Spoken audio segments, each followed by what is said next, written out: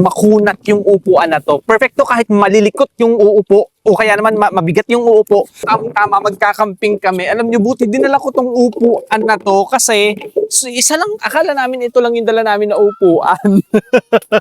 So, magkakamping sana kami. Ito yung bagong table. So, buti na lang nadala ko to upuan na to. Nakakatuwa, sobrang ganda nito. Ang aesthetic. Maraming available color.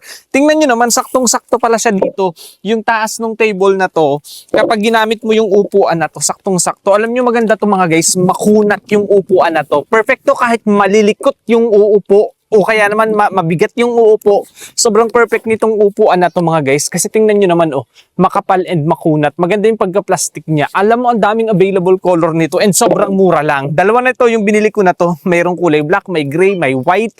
Mayroong pink, may green. Marami, makakapili kayo ng mga available color. And natutuwa ako kasi saktong-sakto pala yung height nitong upuan na to dito sa camping table na nabili ko din. Tingnan nyo naman, di ba? So, magkakamping kami. Yan, pakita ng paligid natin. Nandito kami ngayon sa lumabas talaga kami ng bahay. Ayan. So, ito yung paligid namin. Di ba? Ang ganda dito, lalo na mamaya pag medyo madilim na. Yan. So, tamang-tama, di ba? Tatlo yung upuan namin. Meron kami nitong isa na po-fold din. Lahat yan yung mga napo-fold tong table, napo-fold. Tapos eto naman, kasyang-kasya lang din doon sa likod sa trunk namin.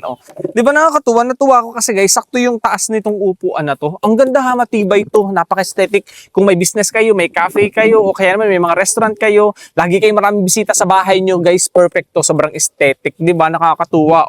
Pandagdag na upuan nyo. Kaya kung gusto nyo sobrang mura lang, check out nyo na yan.